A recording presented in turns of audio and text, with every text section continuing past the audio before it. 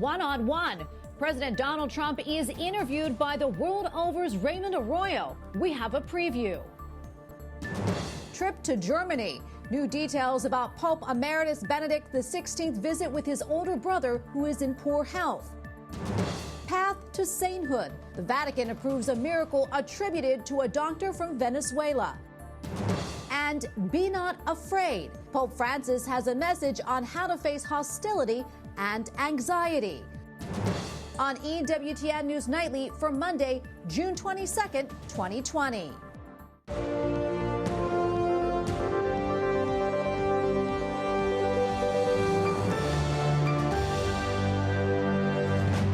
Biden is shot.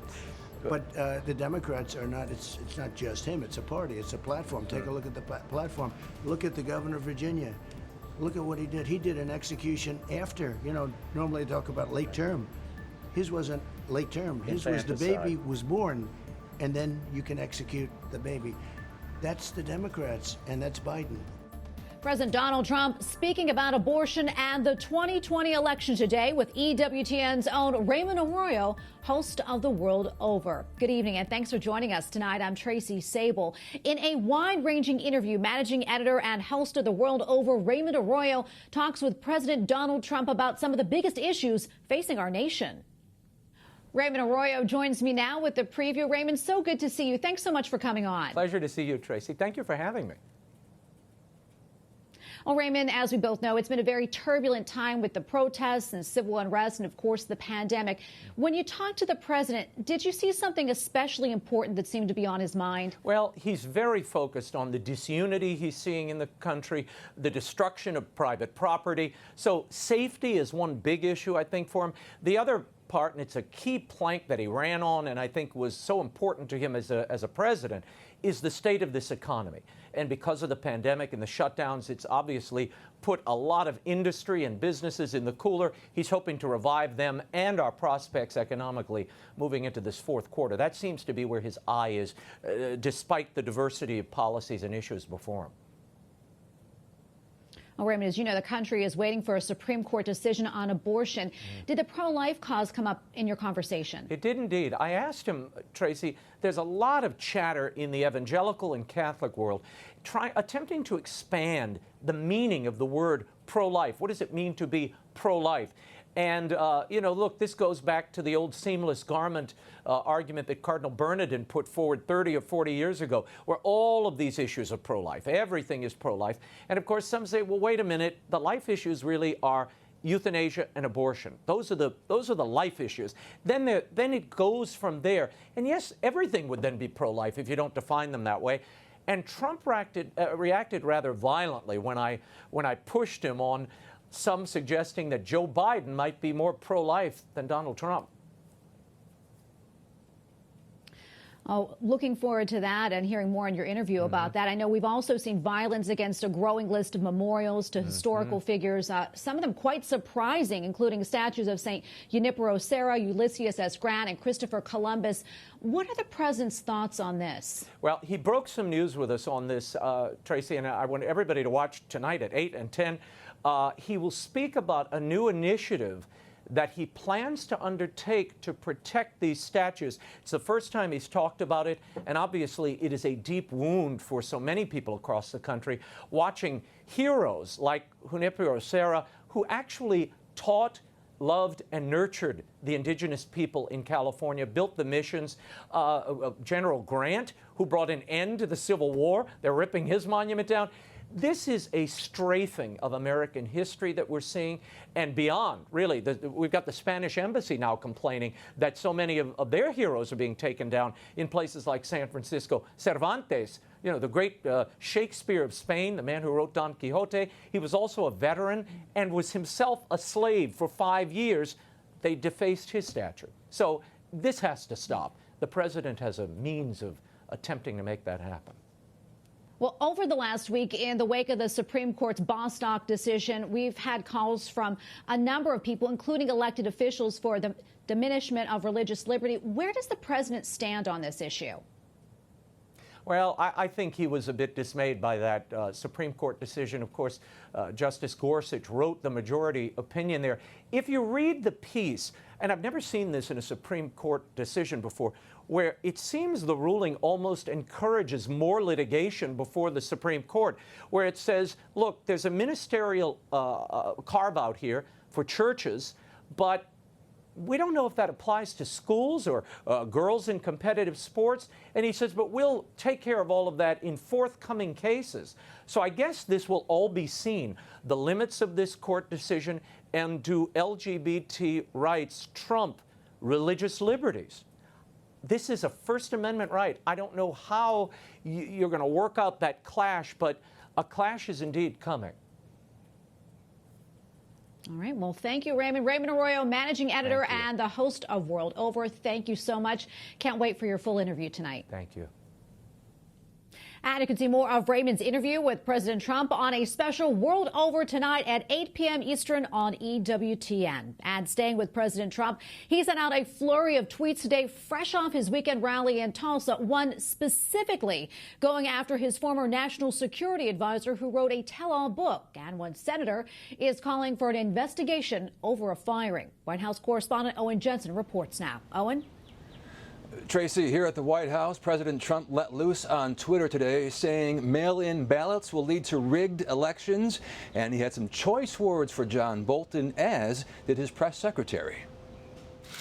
Press Secretary Kayleigh McEnany briefing reporters. John Bolton has completely discredited himself. Multiple senior administration officials are on the record exposing his lies. Tuesday, the highly critical Bolton book comes out. Today, President Donald Trump tweeted, "I gave John Bolton a chance. He turned out to be grossly incompetent and a liar." Ladies and gentlemen of Oklahoma, the best is yet to come.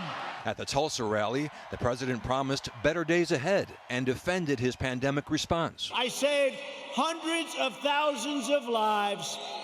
We don't ever get even a mention. He also went after his opponents. The left is trying to do everything they can to stop us. Every hour of every day, including even violence and mayhem, they'll do anything they can to stop us. Meanwhile, calls for investigations into the firing of U.S. Attorney Jeffrey Berman, who investigated several Trump associates. According to the Wall Street Journal, Berman refused to sign a letter criticizing Mayor de Blasio for enforcing social distancing rules to block religious gatherings, but not protests. The real unanswered question here is, why did the president and Mr. Barr do it? No reason was given why Mr. Berman was fired. Finally, for reporters heading on to the White House complex this morning, no more health-related questions before entering. The White House says, in conjunction with Washington, D.C., entering Phase 2 today, the White House is scaling back complex-wide temperature checks. But in Miami, COVID cases growing. The mayor there worries. We are obviously extremely concerned. Now, back to that White House statement, of course, any reporters near the president or vice president will continue to get the full array of testing. And in New York City, stores and offices have reopened, as well as restaurants, but you'll be seated outside to eat. Tracy? White House correspondent Owen Jensen reporting for us tonight. Thank you so much, Owen. Cities across the nation continue to remove Confederate statues and monuments following the death of George Floyd, but some protesters are taking it upon themselves to forcefully remove statues. Some that have left the Catholic faithful angry. Capitol Hill correspondent Eric Rosales reports. Tracy, I'm standing here in Statuary Hall, inside the U.S. Capitol, where states determine which public figures they want honored, one of which is Saint Junipero Serra, who is known as the Apostle of California, for helping to bring the Catholic faith there. Cheers from protesters Friday as they toppled a statue of Saint Junipero Serra in San Francisco's Golden Gate Park. The Archbishop of San Francisco asking, what is happening to our society? He explains who Saint Serra was. Quote, Saint Serra made heroic sacrifices to protect the indigenous people of California from their Spanish conquerors, especially the soldiers. He walked all the way to Mexico City in order to discipline the military who were abusing the Indians, and then walked back to California. The Spanish embassy to the U.S. tweeted on Serra, a native of Spain, quote, We deeply regret the destruction of the statue of Saint Junipero Serra in San Francisco. Congresswoman Debbie Lesko of Arizona says tearing down the statue isn't right. I think it divides us more than it solves any type of problems. And certainly tearing down a statue, a Catholic statue of someone that brought Christianity, why would they do that? And she questions the motive behind it. So I kind of wonder if these people that are doing criminal acts, tearing down statues, defacing statues, even know anything about history, or if they're just a big mob that's gone crazy. In September 2015, Pope Francis canonized Junipero Serra at a mass in Washington, D.C., the first saint to be canonized on U.S. soil. The next day, after an address to Congress, the Pope visited Statuary Hall in the Capitol to pay respects before the saint's statue. In 2015, standing alongside Pope Francis were prominent U.S. lawmakers, including the House Minority Leader at the time, current House Speaker Nancy Pelosi, and Vice President Joe Biden. It remains to be seen if the Speaker will lobby to keep or remove the statue from the hall, representing a piece of California's history. I reached out to her office. Our calls were not returned. Eric Rosales, EWTN News Nightly. Coming up, a look at Pope Emeritus Benedict XVI recently completed trip to Germany.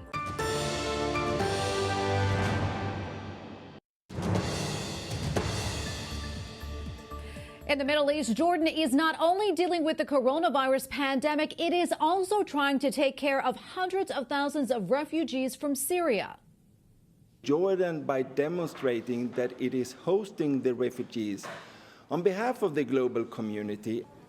Representatives from the United Nations and the European Union met today in the capital of Amman. They are discussing a request by Jordan for more than $6 billion to provide housing and health care to Syrian refugees over the next 3 years. The coronavirus pandemic is quickly spreading in Pakistan, but the government says it has no choice but to open up. Only a few shops remain closed. Neighborhoods with new cases are blocked off, and overwhelmed hospitals are turning patients away. Doctors say that there is a widespread view that the coronavirus pandemic does not exist and that it's some kind of conspiracy. The World Health Organization says the coronavirus pandemic is accelerating in Africa, but South Sudan isn't ready. 5 years of civil war has stripped the health system, and workers at the only testing lab have now been affected. European Union officials are holding talks with Chinese leaders amid rising tensions over the coronavirus crisis and China's increasing control over Hong Kong. They're holding 2 meetings by teleconference today as China stands accused of trying to influence EU officials. No concrete results are expected, but the Europeans are hoping to build common ground for a meeting later this year. Pope Emeritus Benedict XVI is back in Rome today after a 4-day trip to Germany. He arrived last Thursday to be with his older brother, who is in failing health. On Saturday, Pope Emeritus visited his brother in his home in the Diocese of Regensburg. They spent about an hour together inside. Pope Benedict XVI then returned to the seminary where he was staying. But his Saturday was not over yet. He later visited the site where his parents and his sister are buried and prayed briefly at their graves. The 93-year-old was accompanied by his personal secretary and the Bishop of Regensburg. He left Germany this morning. An official from the Regensburg Diocese says the trip was a physical hardship on Pope Emeritus Benedict XVI, but he did it to be near his 96-year-old brother. Pope Francis has added 3 titles to the litany of the Blessed Virgin Mary. There are Mother of Hope, Mother of Mercy, and Comfort of Migrants. The litany dates from the 16th century. It invokes all the names of the Blessed Virgin, followed by the request for Mary to pray for us. And for more on this story, including why the Vatican added the 3 names, visit our partners at CatholicNewsAgency.com. Pope Francis says those facing persecution, hostility, and anxiety should not have any fear. Non dobbiamo avere paura. Il Padre si prende cura di noi. At his Sunday talk to pilgrims at the Vatican, the Holy Father reminded the faithful that our Lord has promised to take care of us in every situation and that we should continue to live our lives as Christians openly and publicly, even when faced by those using violence to spread their own message. The Holy Father also used his talk to highlight World Refugee Day, saying the coronavirus crisis has put a focus on those who need better protection for their dignity and safety. The United Nations celebrated World Refugee Day on June 20th. Joining us now from Rome is Father Thomas Smolich, International Director for the Jesuit Refugee Service. Father Smolich, welcome to the show. Thanks for coming on. Thank you very much, Tracy, for this opportunity. Absolutely. It's our pleasure. So tell us, how has the COVID-19 pandemic affected migrants and refugees? You know, it's a very similar situation to what's happening throughout the world. As I think we're all aware, this whole COVID process is sort of unrolling. It's coming in waves in different places. And that's very similar for the experience of migrants and refugees throughout the world. In a sense, the first wave that we were most aware of broke in Europe, after the wave in Asia. Now in our country, in the U.S., there's a strong wave. Latin America is suffering a lot of cases right now, as you know, in Brazil, Ecuador, and Chile, for instance. As of right now, this wave is just beginning, I would say, beginning to break in Africa. Many African countries have a lot of experience with these sorts of things. They close down their countries, they close their borders relatively soon. So hopefully the experience in Africa will be a more flattened curve than some other countries have seen. The experience of migrants and refugees is very similar to local populations. We're not aware of any particular situations which have only been in a refugee camp or in a refugee situation. It seems like this whole sort of process is, in a sense, touching us all. COVID knows no boundaries. COVID knows no difference between locals and refugees. Father, can you talk about how your organization is asking for a transformation and how people view migrants and refugees? And also, what are your suggestions for transforming the attitude of some toward displaced people? Thank you very much for that question, because I think it's a very important question at this moment. I think we can get, in a sense, very caught up in the COVID reality, and it is a reality, and forget about the fact that migrants and refugees have been suffering, have been facing challenges before, during, and whatever post-COVID might look like.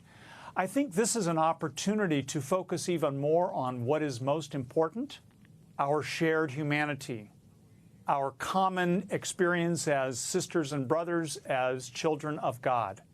Pope Francis, in his message for World Day of Migrants and Refugees, which the Church will celebrate on September 27th, he specifically talks about to know is to understand, to come to know the reality of people on the move, to hear their stories, to come to realize that my story as a refugee is not all that different from your story of someone who might live here or someone who might be able to welcome me.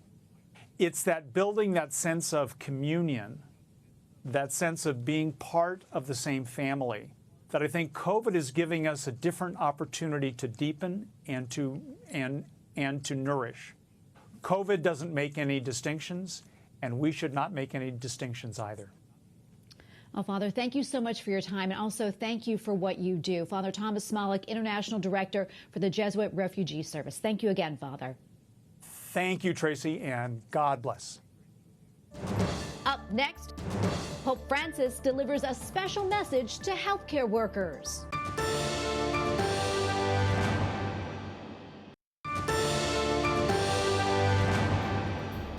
Pro-life advocates are celebrating the passage of a Tennessee bill that protects unborn babies as soon as their heartbeat is detected.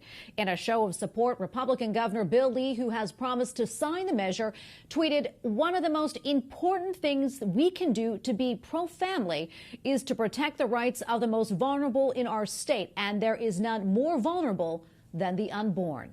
Joining me now on Skype to talk more about this legislation is Sue Liebel, State Policy Director for the Susan B. Anthony List. Sue, welcome back to the show. Thanks for having me. So in addition to banning abortions once a baby's heartbeat is detected, what else is covered in this bill? Well, you know, this Tennessee's groundbreaking new law includes a lot of the strongest protections in the nation for unborn children and their mothers. So heartbeat, like you mentioned, It also protects babies in the womb from lethal discrimination, for example, for sex, race, or disability. And it also ends late-term abortions after 5 months when babies can feel the excruciating pain. It's just the latest proof of a growing nationwide momentum to humanize our laws and challenge the radical status quo imposed by Roe versus Wade. Sue, can you talk a little bit more about the significance of including language in the bill regarding banning discriminatory abortions based on sex and race, and also protecting unborn babies diagnosed with Down syndrome? That's right. That's right. Yes, we're starting to see it's starting to become a trend. We're very pleased that Governor Lee and his vision and the legislators added this to the bill. The Indiana law went before the United States Supreme Court, and while they didn't hear the bill because it was the first they'd heard of it, they were waiting for more things to percolate up through the rest of the country. But Justice Thomas wrote an opinion, or a commentary, I should say, that talked about the eugenics of that. It talked about the slippery slope from abortion to eugenics. So we think that's kind of left the door open for future discussion by the United States Supreme Court, and that's exactly what this does. What kind of mandate does the bill place on physicians who perform abortions? Well, this is also a strikingly specific bill that I'm reading and teasing out. The requirements on doctors are pretty strong here. Obviously, heartbeat is the time if the doctor can hear a heartbeat, he cannot do an abortion. And if he does, or she, after that, that would be a Class C felony. If we're getting closer to viability, and the baby could potentially survive outside the womb if it were an emergency, only in an emergency, he would have to have admitting privileges at a nearby hospital and also a second doctor to be present. Should that baby survive, the second doctor would become the baby's advocate and provide emergency health care to the baby. He also has to certify in writing why it was an emergency, what type of abortion method they chose and why. And then finally, something I think we'll see more of in the future, very groundbreaking. If the doctor is charged with the violation, it also has to be reported to the medical licensing board within 7 days. That ties in not only the legal underpinning, but also his license could be threatened. And that's important. Yeah, so we only have a couple of seconds left, but I want to get this last question in. There have been reports that pro-abortion groups are planning legal challenges. Can you talk more about that? Sure. They challenge everything, so that's not a surprise. Fortunately, we have some bills in other state circuits, federal circuits. The 6th Circuit is looking at the Ohio bill right now. The 8th Circuit is looking at the Missouri and the Arkansas bill right now. Mississippi just last week passed this. They would be in the 5th Circuit if that would be. So just what the Supreme Court was kind of waiting for, they don't just take a case. They wait till there's some percolation throughout the country, maybe get a circuit split, a split decision. Yes here, no there. Then it goes up to the Supreme Court. So it all works together, the momentum for saving more lives and stopping discrimination. Well, Sue, thank you so much for coming on. We really appreciate your time. Sue Liebel, State Policy Director for the Susan B. Anthony List. Thank you again. Thank you. The Vatican has approved a miracle attributed to a doctor from Venezuela. Jose Gregorio Hernandez was born in 1864, a devout Catholic from an early age. He was known as the Doctor of the Poor because of his service to people in need. Vatican News reports the miracle stems from a young girl who made a full recovery after being shot in the head back in 2017. Her mother prayed to Dr. Hernandez during the entire ordeal. Pope Francis thanks Italian doctors for their heroic service during the pandemic. Testimonianza di prossimità e di tenerezza. On Saturday, the Holy Father told healthcare workers they were great examples of God's closeness and tenderness to those most in need. They were the angels for not only the patients, but also for the families suffering from a distance. They were the pillars of hope for the entire country. We thank you for watching tonight. For the entire EWTN News Nightly team, I'm Tracy Sable. We're back tomorrow with more news from a Catholic perspective. Good night and God bless.